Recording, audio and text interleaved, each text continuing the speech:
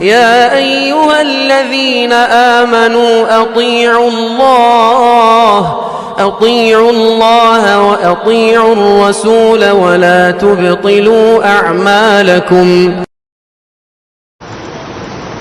إن الحمد لله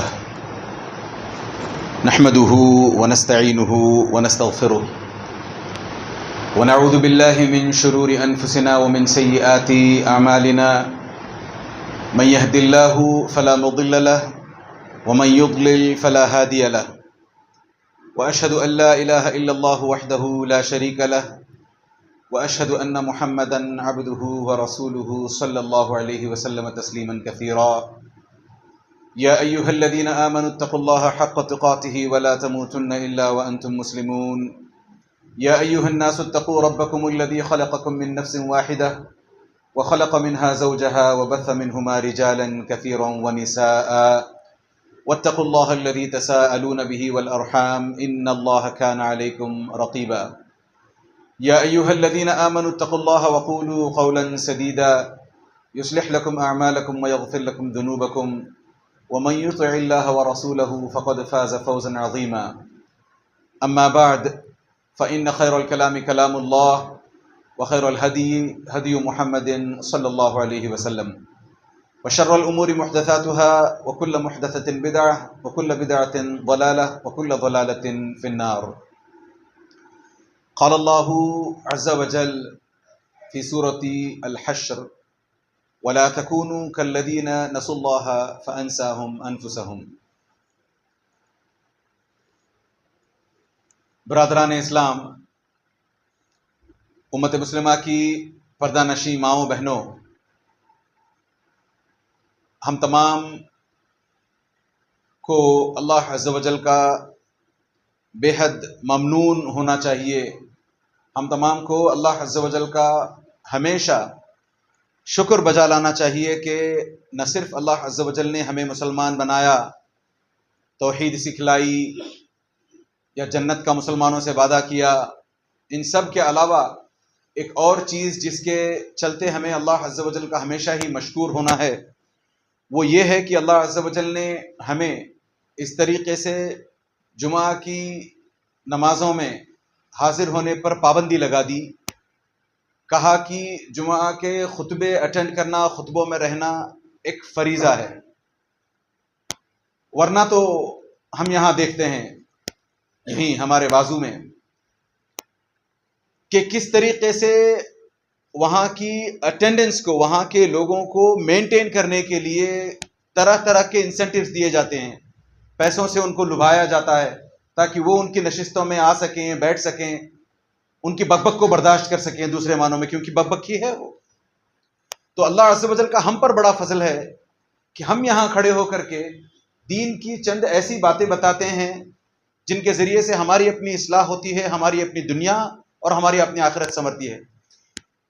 یہ اللہ عز و جل کا سچ مچ بہت بڑا فضل ہے کہ جمعہ کی فرضیت ہے، جس کے نتیجے میں ہم دوسرے معنوں میں کچے دھاگے سے بندھے چلے آتے ہیں. ورنہ اگر یہ فرض نہ ہوتا تو نہ جانے ہم بھی ان کی طرح اپنی اٹینڈنس کو باقی رکھنے کے واسطے کیا کیا کرتے. یہ اس وقت ہے جب عام طور پر ہم یہاں سے خطبہ دیتے ہوئے خود اپنے پاس کچھ نہیں ہوتا تو سامنے والے کو وہ کیا دے گا، ویسی اکثر کی حالت ہوتی ہے. یعنی ہم عام طور پر جب خطبہ دینے کے لیے کھڑے ہوتے ہیں تو ہمارے پاس خود زیادہ کچھ نہیں ہوتا تو سامنے والے کو کوئی بندہ کیا سمجھائے گا.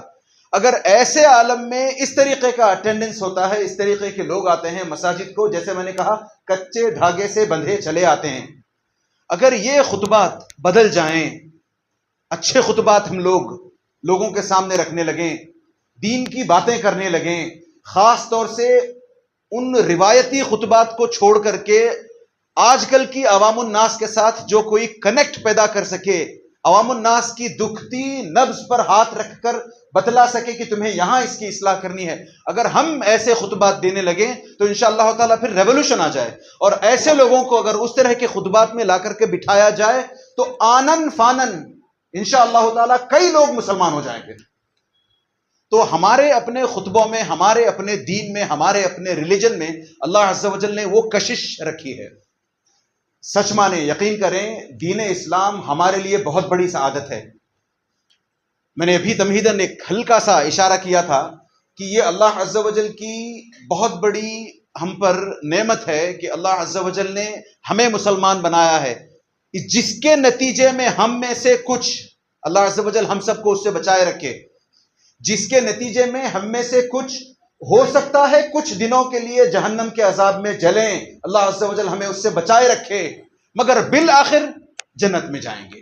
وجہ اسلام، وہ اسلام کا پودا ہو سکتا ہے ہمارے اپنے سینوں میں کبھی پنپنے نہ پایا ہو، پودا ہی رہا ہو، کبھی ہم نے اس کو سینچا نہ ہو، کبھی ہم نے اسے ایک اچھا سا درخت بنانے کی کوشش نہ کی ہو، کبھی ہم نے دین کو خود سے آگے بڑھ کر کے سیکھنے، سمجھنے، اس پر عمل کرنے، لوگوں کو اس کی طرف کھینچنے کی کوشش نہ کی ہو، صرف کلمہ کہنے کی وجہ سے ہو سکتا ہے ہم میں سے کچھ آخر کار، بلکہ ہو سکتا ہے نہیں، آخر کار وہ شخص جو کلمہ کہتا ہے جنت میں داخل ہو جائے گا۔ تو یہ کلمے کی سعادت ہے۔ یہ اور بات ہے کہ ہم میں سے کئیوں کو اس بات کا احساس نہیں ہوتا کہ اللہ عز و جل نے یہ جو سعادت ہمیں دی ہے کتنی بڑی سعادت ہے۔ ابو الدرداء رضی اللہ عنہ کہتے ہیں، من فقہ العبد ان یتعاہد ایمانہ وما نقص، ایک سمجھدار مسلمان کا یہ شیوا ہوتا ہے، ایک سمجھدار مسلمان کا ایک ایٹیٹیوڈ ہوتا ہے۔ آپ جا کر کے کسی بھی مجمع میں جہاں صرف مسلمان بیٹھے ہوں، ایک سوال کریں، آپ میں سے کوئی ہے جو ناسمجھ ہے؟ آپ میں سے کوئی ہے جو سمجھدار نہیں ہے؟ واللہ ایک بھی بندہ ہاتھ نہیں اٹھائے گا کہ میں بے وقوف ہوں، میں سمجھدار نہیں ہوں، میں بے عقل ہوں، میں نا عقل ہوں، کوئی نہیں اٹھائے گا۔ ہر کوئی کہے گا میں سمجھدار ہوں۔ تو ایسے سمجھداروں سے ابو الدرداء خطاب کرتے ہوئے کہتے ہیں کہ سمجھدار مسلمان بندے کا یہ ایٹیٹیوڈ ہونا چاہیے، یہ ایٹیٹیوڈ ہوتا ہے کہ وہ ہمیشہ اپنے ایمان کو چیک کرتا رہتا ہے کہ اس کا ایمان بڑھ رہا ہے یا گھٹ رہا ہے۔ انفارچونیٹلی، سیڈلی، ہمارا اپنا ایمان، ہمارے اپنے ایمان کی حالت ایسی ہے، جیسے میں نے بھی کہا نا، ہم میں سے کئی ہیں جن کے سینوں میں وہ پودا ہوتا تو ہے اسلام کا، پوری زندگی گزر جاتی ہے، ریکال کر کے دیکھیں، ہم میں سے وہ جو 50، 60، 70، 40 کے ہیں، ریکال کر کے دیکھیں کہ ہم اپنے بچپن میں جتنا دین جانتے تھے، آج بھی سینوں پر ہاتھ رکھ کے جواب دیں ہم اپنے آپ سے، اس سے زیادہ دین نہیں جانتے۔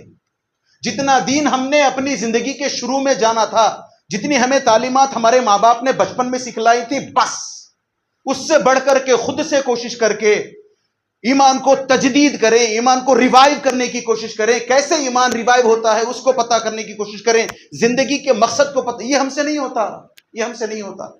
الا من رحم ربی، اکا دکا ہوتے ہیں، اکا دکا ہو جاتے ہیں۔ میں عام طور پر عوام الناس کی بات کر رہا ہوں، یہاں اس لفظ پر خاص طور سے غور کیجئے گا۔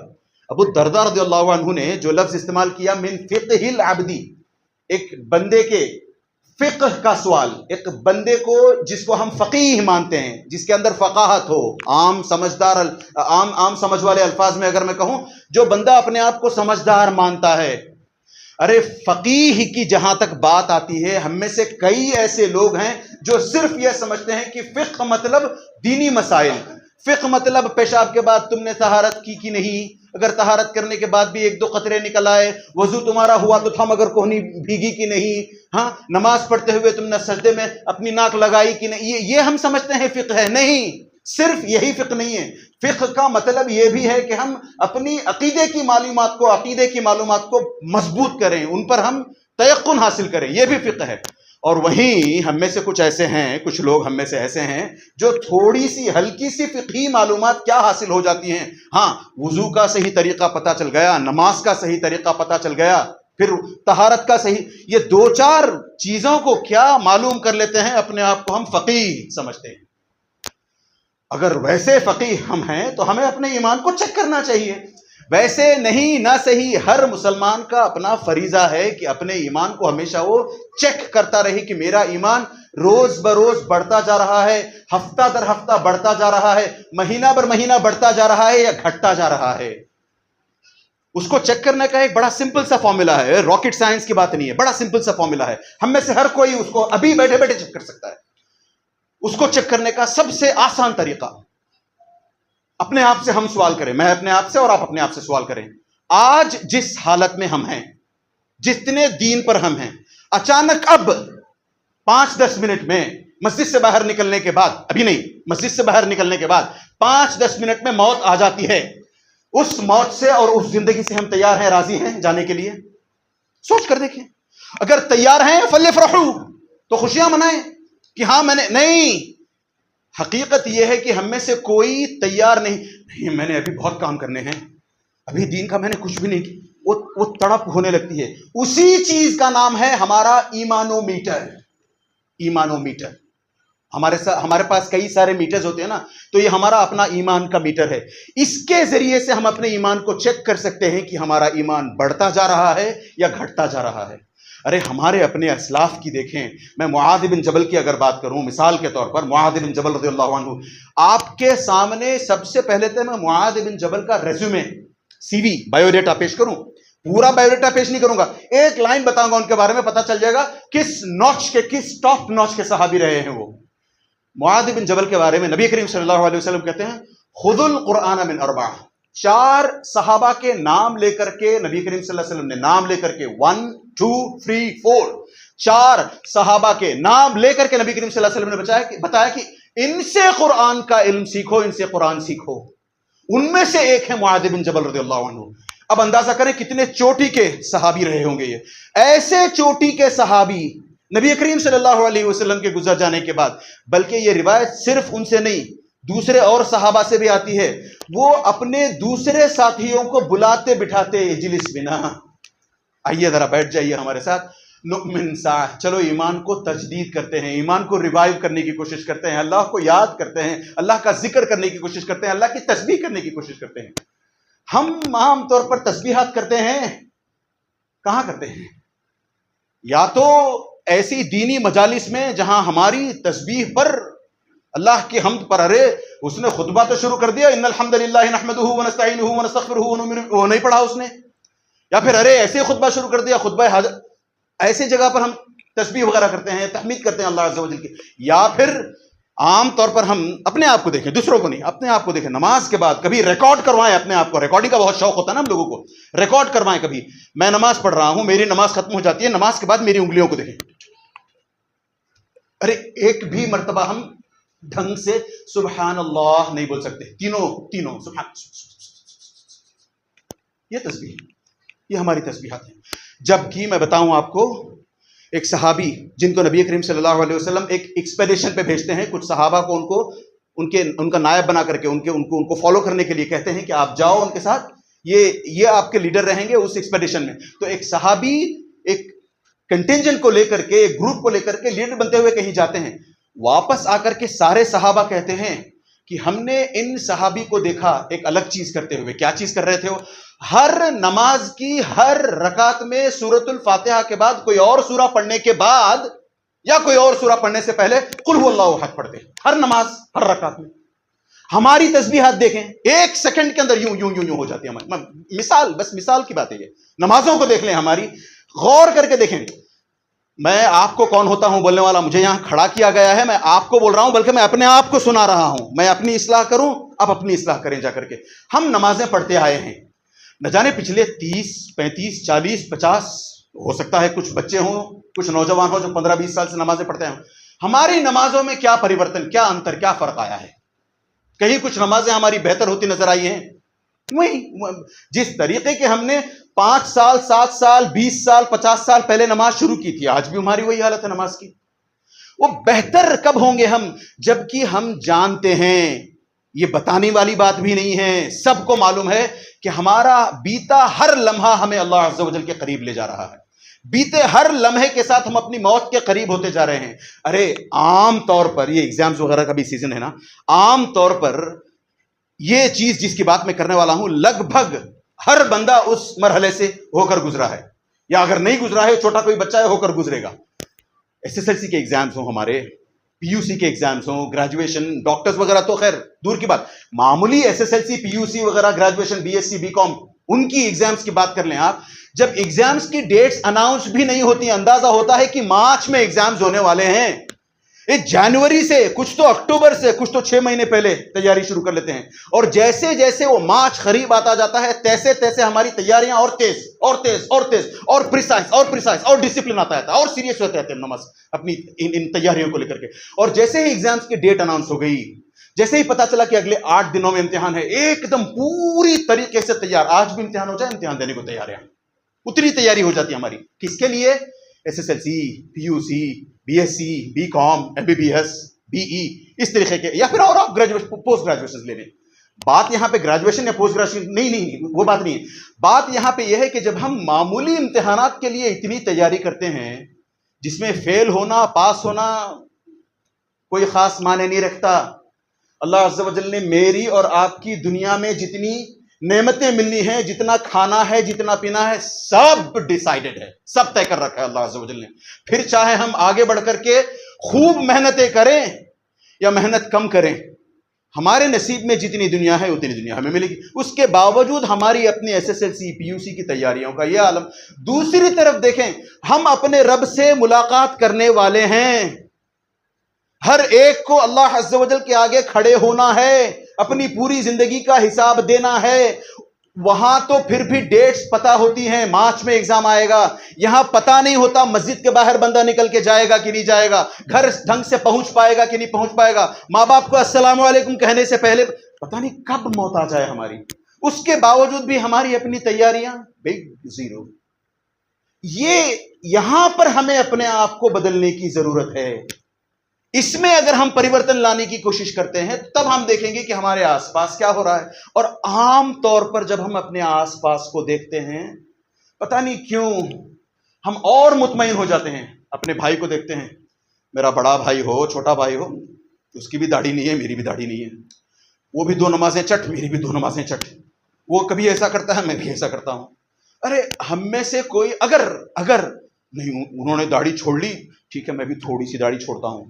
ये आजू बाजू के माहौल को देख करके हम हल्का सा या तो बदलते हैं या तो वहीं रहते हैं। अरे वो नहीं बदले तो, मेरी फूफी नहीं बदली, मेरी फूफी ने आज तक नकाब नहीं किया, मैं क्यों करूं। औरतें, मेरी अम्मी ने अपनी जिंदगी के अव्वलीन सालों में नकाब नहीं किया, मैं क्यों करूं। मेरी अम्मी आज तक नकाब नहीं किया। ये होता है, हम अपने आसपास के लोगों को देख करके उनको अपना रोल मॉडल बनाने की कोशिश करते हैं, जबकि हमें करना यह चाहिए कि हम अपने अवाइल को देखें, हम अपने असलाफ को देखें। अरे ये छोटे बच्चों से पूछो, आप 10वीं जमात का एग्जाम आपको पास करना हो तो आप तैयारी करते करते एक चीज हर कोई करता है, 10वीं हो 12वीं हो जो भी हो, पास्ट पेपर्स ले आते हैं। पिछले 5 साल के पेपर्स, पिछले 10 साल के पेपर्स ले आओ, उसमें से कौन से क्वेश्चन रिपीट होकर देखते हैं ना हम। तो हमारे अपने पास्ट पेपर्स, हमारे अपने असलाफ हैं, हमारे फर्स्ट 3 जनरेशंस के हमारे अपने असलाफ, सहाबा, ताबईन, अतबाए ताबईन, उनको देखो कि उन्होंने अपनी जिंदगियां कैसे गुजारी हैं। वो हमेशा न सिर्फ नेकी में लगे रहते, बुराई से हमेशा अपने आप को इस डर से बचाए रखते कि इन्नमल अमालु बिल खवातीम, पता नहीं कब मौत आ जाए। मैं कोई बुरा काम कर रहा हूं, किसी बुरे काम में इंडल्ज हुआ हूं, मैं उस काम के खत्म करने से पहले, तौबा करने से पहले मेरी मौत आ गई तो फिर मेरा तो खसारा हो जाएगा। और दूसरी हदीस की तरफ देखें, इन्ना रजुल ला यअमलु बिअमलि अहलिल जन्नह, एक आदमी होता है जो जिंदगी भर, उसको देखो तो ऐसा लगता है कि वो जिंदगी भर नेक नेक नेक नेक नेक अमल, ऐसा लगता है यार सीधा जन्नत जाएगा वो। हत्ता कि यहां तक कि आखिरी में उसकी जो किस्मत होती है, उसकी जो तकदीर होती है, वो उस पर हावी हो जाती है, और एक कोई ऐसा अमल कर बैठता है बंदा जिसकी वजह से वो जहन्नम में पहुंच जाता है। पता चला कि उसने वो जिंदगी भर नेकी नेकी नेकी का जो काम किया था वो दिखाने वाला था, लोगों को दिखाने के लिए नेकियां किया करता था। तो हम गौर करें अपनी इबादत को लेकर के, नमाजों को लेकर के, कुरान की तिलावत को लेकर के गौर करें, क्या हम ये सब अल्लाह को खुश करने के लिए पढ़ते हैं नमाजें अपनी? अगर अल्लाह को खुश करना हमारा मकसूद है तो हम कभी अपनी जिंदगी में वो ईमानी इनकलाब क्यों नहीं ला पाते हैं? पता चला हमारी अपनी जिंदगियां, जैसे वो नौजवान लड़के इन चीजों को बड़ी अच्छी से समझते हैं। ऑटो पायलट मोड होता है ना, ऑटो पायलट मोड, यानी जब एक हवाई जहाज उड़ना शुरू होता है, ऊपर की तरफ उड़ जाता है, एक एल्टीट्यूड पर पहुंच जाता है, एक ऊंचाई पर पहुंच जाता है, और उसको एक ही दिशा में जब जाना होता है تو پائلٹ کیا کرتا ہے, اپنا چلانا چھوڑ دیتا ہے, چھوڑ کر کے اس کو ایک ایسے موڈ میں ڈال دیتا ہے کہ وہ اسی حساب سے, اسی رفتار پر, اسی ڈائریکشن میں اور اسی اونچائی پر ایک سپیڈ سے چلتا ہی رہتا ہے. بس آٹو پائلٹ موڈ کہتے ہیں اس کو. جب تک پھر دوبارہ جا کر کے اس موڈ سے اس کو ڈی ایکٹیویٹ نہیں کرتا, جب تک خود کمانڈ دینا شروع نہیں کرتا نیا پائلٹ, پھر چاہے وہ اپنی اس ڈیسٹینیشن سے آگے بھی نکل جائے, اترے گا نہیں, خود سے فلائٹ نہیں اترے گی نیچے, اس کو نیچے لانا پڑتا ہے. ہم نے اپنی ایمانی زندگیوں کو, یا یوں کہیں ہم نے اپنی زندگی میں اپنے ایمان کو, اپنے اسلام کو دوسرے معنوں میں آٹو پائلٹ پہ ڈال دیا ہے. بس جتنا ایمان ہمیں ہمارے ماں باپ نے سکھلایا تھا, مدرسے نے سکھلایا تھا, گھر پر سیکھا تھا, کسی دوست سے سیکھا تھا, اس طرح کے خطبوں میں کہیں سے سیکھا تھا, بس وہیں تک محدود, لمیٹڈ. وہ ایک آٹو پائلٹ موڈ اٹین کر لیا اس نے, پوری زندگی نکل جاتی ہے. ہم لوگوں کو اس بات کا احساس بھی نہیں ہوتا کہ پتہ نہیں اس طریقے سے اگر ہماری موت آ جائے تو ہمیں کلمہ بھی نصیب ہو کہ نہیں, یہ بھی نہیں پتا ہم لوگوں کو. تو ہم لوگوں کو احساس پیدا کرنا چاہیے اندر سے. جس ماحول میں ہم رہتے ہیں, مانا کہ ماحول ایسا برا ہے, ایسا گھٹیا ہے کہ ہمارے اپنے, آپ کا اگر نام سلمان ہے, آپ کا اگر نام عامر ہے, تو اس نام کے کچھ ایسے بھی لوگ ہیں جو اتنی گند مچائے ہوئے ہیں بازاروں میں جا کر کے, فلموں کے نام پر کوئی ڈانسر بنتا ہے, کوئی ایکٹر بنتا ہے, کوئی میوزیشین بنتا ہے, پتہ نہیں کوئی کیا سنگر, کیا کیا بن جاتے ہیں ہمارے اپنے مسلمان. تو ہم اگر ان کی طرف نگاہیں دوڑائیں گے, اچھا وہ ایسے کر رہے ہیں تو میں تو کم از کم وہ نہیں کرتا, تو ہمیں ہمیشہ مغالطہ ہوگا, ہمیشہ غلط فہمی ہوگی کہ میں بہتر ہوں. یہ نہ سوچیں, بلکہ یہ سوچیں کہ اگر میں اسی پر باقی رہوں, جیسے میں نے کہا ایمانو میٹر ہمارا یہ ہے کہ ہم چیک کریں اب اگر موت آتی ہے تو کیا ہم مرنے کے لیے, چوائس نہیں ہے ویسے, مرنے کے لیے تیار ہیں یا نہیں, چوائس نہیں ہے کہ میں ٹھیک ہے مجھے 4 مہینے کی مہلت اور دے دو, 2 سال کی, ان اجل اللہ اذا جاء لا یؤخر. جب موت آتی ہے تو 1 سیکنڈ کی بھی دیری نہیں ہوتی, باگین کر ہی نہیں سکتے, نو باگیننگ پاور, کچھ نہیں کر سکتے ہم. تو ایسی صورت میں آپ سوچ کر کے دیکھیں کہ کیا ہم ایسی زندگی سے, اب اگر موت آ جاتی ہے تو ایسی زندگی سے خوش ہیں؟ کیا میرے ماں باپ میرے سے خوش ہیں؟ کیا میرا رب میرے سے خوش ہے؟ اگر میرے بچے ہیں تو کیا میرے بچوں کو میں نے دین کی تعلیم دی ہے, دنیا کی نہیں, دنیا کی دیں نہ دیں اللہ عز و جل یہ پوچھنے والا نہیں ہے. کبھی ایسا نہیں ہوگا قیامت کے دن کہ اللہ عز و جل آپ کا گریبان پکڑے یا بچے آپ کا گریبان پکڑے پوچھیں آپ کا بچہ اتنا ذہین تھا, آپ نے اس کو انجینئر کیوں نہیں بنایا, آپ نے اس کو ڈاکٹر نہیں. آپ نے اور میں نے اگر دین نہیں سکھلایا, جنت حرام ہو جائے گی ہم پر. اللہ عز و جل خود, نبی کریم صلی اللہ علیہ وسلم خود کہتے ہیں کہ اللہ عز و جل بندوں کو جب اولاد اس طریقے سے عطا کرتے ہیں, ما من عبد یسترعیہ اللہ رعیہ, اور اس طریقے سے کوئی بندہ اگر اپنے بچوں کی, اپنی اولاد کی, ان کی دین کی فکر کیے بنا پوری زندگی نکال لیتا ہے, مر جاتا ہے, حرم اللہ علیہ الجنہ, اللہ عز و جل اس شخص پر جنت کو حرام قرار دیتے ہیں. تو ہم پلٹ کر کے دیکھیں کہ میں نے اپنے بچے کو دین میں کیا سکھلایا, کتنا دین میں کتنے دین پر ہوں, خود میں کتنے دین پر ہوں, میری اپنی دین میں کتنا میرے اپنے دین میں کتنا پریورتن آیا ہے. پچھلے رمضان میں نے کچھ شروع کیا تھا, سوچ کر کے دیکھیں, ہو سکتا ہے ہم میں سے کچھ نے پچھلے رمضان ایک آبجیکٹو لیا ہو, ایک ہدف لیا ہو, ایک اپنے آپ سے وعدہ کیا ہو کہ نہیں میں ہر نماز کے بعد 10 منٹ کی تلاوت کروں گا, یا میں آج سے رواتب نہیں چھوڑوں گا. پتہ نہیں ایسے ہم نے کتنے ہدف رمضان میں لیے ہوتے ہیں, رمضان میں پابندیاں کرنے لگتے ہیں, یہ رمضان باہر نکل کے گیا ہم بھی بدل جاتے ہیں. اسی وجہ سے نبی کریم صلی اللہ علیہ وسلم نے فرمایا ان الایمان لا یخلق فی جوف احدکم, ہمارے اندر ایمان جیسے ہمارے کپڑے پرانے پڑتے جاتے ہیں ویسے ہمارا اپنا ایمان بھی پرانا پڑتا جاتا ہے. آپ میں سے خود کوئی اپنے آپ سے سوال کریں کہ اگر میرا کوئی کپڑا اتنا پھٹا, اتنا بوسیدہ ہو چکا ہو کہ میں پہنوں اگر اسے تو یہاں سے وہاں سے پھٹنے لگے, کون اپنے ایسے اس کپڑے کو اپنے بدن پر باقی رکھنا چاہے گا؟ فوراً جائیں گے نیا کپڑا لے کر کے آئیں گے. ارے کپڑے تو کپڑے, دیواروں کے اگر پینٹ اترنے لگ جائیں فوراً جا کر کے دیواروں کو نئے پینٹ چڑھاتے ہیں. وہ تو دور, آج کل کے نوجوانوں کا شیوا دیکھیں, 6 مہینے یا 1 سال کے بعد مجھے نیا فون چاہیے. میں نے اپنا پرانے فون کے ساتھ کوئی مسئلہ ہے نہیں, پھر بھی بیچنا ہے. میں اس پر بات نہیں کر رہا ہوں. میں لے کر یہاں پہ آنا چاہتا ہوں کہ اگر ہم اپنے دنیا کے معاملات میں ایسے ہیں کہ ایک کپڑے کو اپنے تن پر باقی رہنے دینا نہیں چاہتے جو بوسیدہ ہو چکا ہو، پرانا ہو چکا ہو، اٹھا کر بدلنا چاہتے ہیں، پھینکنا چاہتے ہیں، تو نبی کریم صلی اللہ علیہ وسلم کہتے ہیں کہ تمہارا اپنا دین، تمہارا اپنا ایمان بھی تمہارے اپنے اندر پرانا پڑتا جاتا ہے. فَاسْأَلُوا اللَّهَ أَن يُجَدِّدَ إِيمَانَكُمْ. تو اللہ عز و جل سے دعائیں کرو کہ اللہ عز و جل تمہارے ایمان کو ریوائیو کرے. کتنے لوگ ہیں اپنے ایمان کو ریوائیو کرنے کے اس کی کوشش میں لگے رہتے ہیں. جہاں پر کچھ ایسی چیز ہو جس میں ہمارا اپنا دنیاوی انٹرسٹ ہو، سب کے سب چلے جائیں گے. کسی مسجد میں، کسی مصلی میں، کسی دوسری جگہ پر، کسی تیسری جگہ پر کہیں کوئی درس کا اہتمام ہو، کوئی بھی درس چل رہا ہو، کتنی حاضری ہوتی ہے، کتنی اٹینڈنس ہوتی ہے. تو ان چیزوں کو ہمیں پرکھنے کی، ان چیزوں پر ثبات لانے کی کوشش کرنے کی ضرورت ہے. کوشش یہ کریں کہ ہم اپنے آپ کا ایمان ہمیشہ چیک کرتے رہیں. اس کے لیے 3 چیزیں بڑی ضروری ہیں. سب سے پہلی چیز اللہ عز و جل، ویسے بہت ساری چیزیں ہیں، 3 کا مطلب یہ نہیں ہے کہ ان 3 کے علاوہ کچھ نہیں ہے. آج کے خطبے کی مناسبت سے میں نے سوچا کہ میں 3 چیزیں آپ کے سامنے رکھتا ہوں، ہو سکتا ہے 30 اور ہوں. 3 چیزیں بڑی ضروری ہیں. سب سے پہلی چیز اللہ عز و جل کی معرفت، اللہ عز و جل کی پہچان. ارے پتا تو چلے کہ اللہ عز و جل کیا ہیں، کون ہیں. عام طور پر جس ماحول میں ہم رہتے ہیں، ہم مائنورٹی میں ہیں، پتہ ہے نا. ہمارے جو میجورٹی کے لوگ ہیں وہ غیر مسلمین ہیں. ان کا اپنا عقیدہ الگ ہے، ان کی اپنی سوچ، ان کا اپنا مذہب، ان کا اپنا دین الگ ہے. ان کے ہاں ایسا ہے کہ کچھ بھی کرو، آخر میں جا کے 2 پھول چڑھا دو، سب ٹھیک ہو جائے گا. ان کا اپنا عقیدہ. ہم کیوں سمجھتے ہیں ایسا اپنے رب کے تعلق سے کہ ہم بھی سب کچھ جتنا چاہے کرتے رہیں، پھر آخر میں 2 مگرمچھ کے آنسو بہا دیں، سب ٹھیک ہو جائے گا. نہیں، اللہ عز و جل کو پہچاننے کی کوشش کریں کہ اللہ عز و جل یہ وہ جو بت لے کر کے رکھتے ہیں ویسے نہیں ہے. اللہ عز و جل لیس کمثلہ شیء. اللہ عز و جل جیسی کوئی چیز ہم شمار میں اپنے دماغ میں، اپنی سوچ میں اللہ عز و جل کے تعلق سے لا بھی نہیں سکتے. اللہ عز و جل کیا ہیں.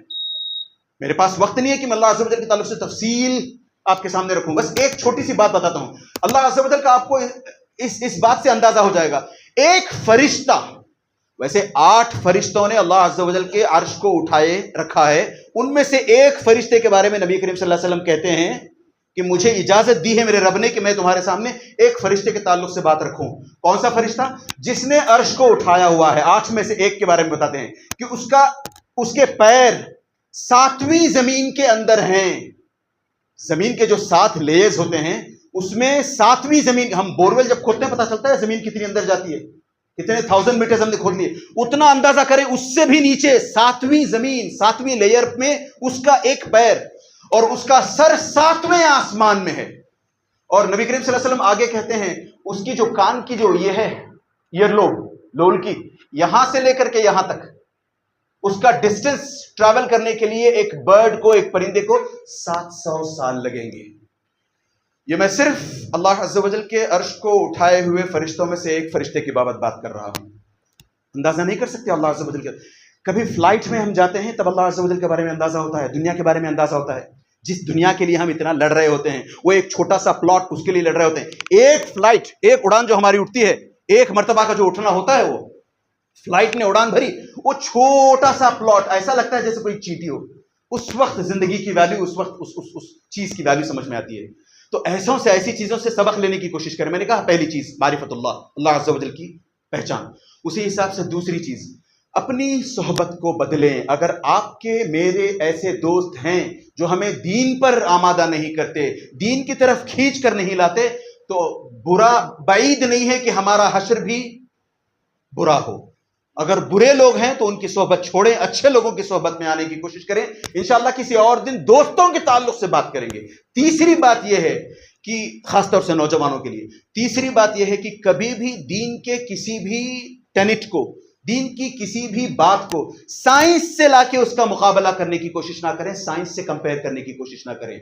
سائنس آج ہے کل نہیں رہے گی. سائنس آج یہ کہے گی، کل خود کلاٹی مار کر کے پلٹ کر کے کوئی اور بات کہے گی. لہٰذا سائنس کی باتوں کے سامنے دین کو لا کر کے، اچھا دین یہ کہتا ہے، سائنس سے کہتا ہے، میرا دماغ سائنس، نہیں، دین کی بات مانے. خاص طور سے اگر صحیح حدیث ہے، قرآن کی صحیح ترجمانی ہے، قرآن کی آیت ہے، اس کا بالکل بلا روک ٹوک، بلا دھڑک، بے دھڑک اس کا اعتبار کر لیں. یہ اگر ہم کرنے بیٹھے انشاءاللہ تعالی تو ہماری اپنی زندگیاں ہمارے اپنے قابو میں ہوں گی، ہمارا اپنا نفس ہمارے اپنے قابو میں ہوگا. اللہ سے دعا کریں کہ اللہ عز و جل ہمیں اپنے نفس کو اپنے کنٹرول میں رکھنے کی توفیق عطا فرمائے. اللہ سے دعا کریں کہ اللہ عز و جل جب تک ہمیں زندہ رکھے بار بار اپنے ایمان پر نظر دوڑاتے ہوئے اپنے ایمان کو ریوائیو کرنے کی کوشش میں لگائے رکھے. آمین. وصلی اللہ علی نبینا محمد وعلی آلہ وصحبہ اجمعین.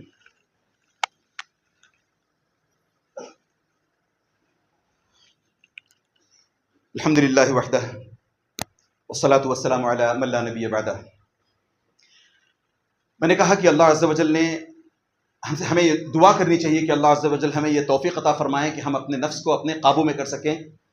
کبھی یہ نہ ہو ہم سے کہ ہم اپنے آپ کو اپنے نفس کے حوالے کر بیٹھیں.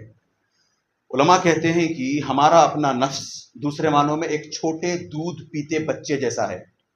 غور سے سنیں گا، ہمارا اپنا نفس ایک چھوٹے دودھ پیتے بچے جیسا ہے. اگر اس بچے کو وقت رہتے اس کا دودھ نہ چھڑایا جائے وہ کبھی دودھ نہیں چھڑے گا. بوڑھا بھی ہو جائے دودھ مانگے گا. اسی لیے مائیں وقت رہتے دودھ چھڑا دیتی ہیں، اس کا ویننگ کروا دیتی ہیں اس کی. جب بچے کو ہم وقت رہتے دودھ چھڑاتے ہیں تو وہ بچہ سدھر جاتا ہے، دودھ نہیں مانگتا ہے تو باہر کا مانگتا اور بات ہے، مگر ماں کا دودھ نہیں مانگتا. کیوں؟ وقت رہتے اس کو وین کروا دیا ہم نے. اسی طریقے سے ہمیں اپنے نفسوں کو اپنے کنٹرول میں رکھنا چاہیے، اسلام کی پابندی میں لگانا چاہیے. اصل بات، آخری بات، اصل بات یہ ہے کہ ہمارا اپنا نفس عام طور پر ہمیں برائی پر ابھارتا ہے. ان النفس لامارۃ بالسوء. عام طور پر ہم میں سے ہر ایک کا نفس برائی پر ابھارتا ہے. ہم لوگوں کو چاہیے کہ ہم اپنے نفس کا علاج کریں، اس کو اپنے کنٹرول میں لائیں، اس کو سکھائیں کہ نہیں، برائی نہیں کرتے، غلط کام کی طرف قدم نہیں اٹھاتے، بلکہ غلط کام کا ارادہ بھی نہیں کرتے، غلط کام کی بات تک نہیں کرتے، اس کمپنی کو چھوڑ کے ہٹ جاتے ہیں، وہاں ان لوگوں کی ساتھ سنگت میں نہیں. یہ ہمیں کرنا ہے. جب ہم اپنے نفس کو اس طریقے سے ٹرین کریں گے تو ہمارا نفس امارہ سے ہٹ کر کے نفس لوامہ بنے گا. نفس لوامہ وہ نفس ہے کہ ہم جب اس کو ٹرین کرتے ہیں تو وہ ہمیں ملامت کرنے لگتا ہے. کب؟ ہلکی سی ہمارے سے کوئی چوک ہو جائے، کوئی غلطی ہو جائے، کوئی لغزش ہو جائے، کوئی نافرمانی ہو جائے، کوئی گناہ ہو جائے، چھی کیا کیا تم نے، ایسے کرتے ہو کیا، فجر کی نماز چھوڑ دی، گھر میں سوتے رہے تم، قرآن نہیں پڑھتے تم روز روز. ملامت کرتا ہے. کوئی بھی نیک کام نہ کرو تو ملامت کرتا ہے، کوئی بھی برا کام کرو تو ملامت کرتا ہے. کیا کرتے ہو تم؟ معلوم ہے تمہیں کہ ان کا پیسہ ہے، یہ ڈبا لو گے، ان کی اجازت کے بنا پیسہ کھا لو گے، استعمال میں. چھوٹی چھوٹی باتوں پر بھی ابھارتا ہے نفس لوامہ. یہ کب ہوتا ہے؟ جب ہم اپنے اس نفس امارہ کو ٹرین کریں، خوب اس پر کام کریں، تب یہ نفس چل کر کے نفس لوامہ بنتا ہے جو ملامت کرتا ہے. مت کر ایسا گندا کام، ایسے ہی میں موت آ جائے گی تو کیا ہوگا تیرا، اچھا کام کیا کر. ارے 2 رکعتیں کیوں پڑھی، 4 پڑھ لیتا تہجد کی. ارے کل کیوں نہیں اٹھا، صرف ایک دن اٹھتے ہیں کیا، روز اٹھنے کی کوشش کرو تہجد. یہ بار بار اچھے کاموں کے نہ کرنے پر ملامت کرتا ہے اور برے کاموں کے کرنے پر ملامت کرتا ہے. اس کو خوب ٹرین کرتے جاؤ، ٹرین کرتے جاؤ، ٹرین کرتے جاؤ. یہ نفس تب چل کر نفس مطمئنہ بن جاتا ہے جو ٹرانکوئل ہوتا ہے. اور اسی نفس کو اللہ عز و جل، اسی نفس کے بارے میں اللہ عز و جل قرآن میں کہتے ہیں یا ایتھا النفس المطمئنہ ارجعی الی ربک راضیۃ مرضیہ. ایسے نفس کو اللہ عز و جل کہتے ہیں کہ رب تجھ سے راضی ہے، چل جنت کے اندر چل. تو اللہ عز و جل سے دعا کریں کہ اللہ عز و جل ہم اپنے ہمیں کچھ ایسا عطا کرے کہ ہم اپنے نفس امارہ کو کنٹرول کریں، اس کو لے کر کے ہم نفس مطمئنہ بنا پائیں. آمین یا رب. ہم میں سے جو لوگ ہیں بیمار، اللہ عز و جل ان کی بیماریوں کو شفا میں بدل دے. جو لوگ پریشان حال ہیں، اللہ عز و جل ان کی پریشانیوں کو دور فرمائے. اور جب تک اللہ عز و جل ہمیں اس دنیا میں زندہ رکھے، ایمان کی حالت میں زندہ رکھے.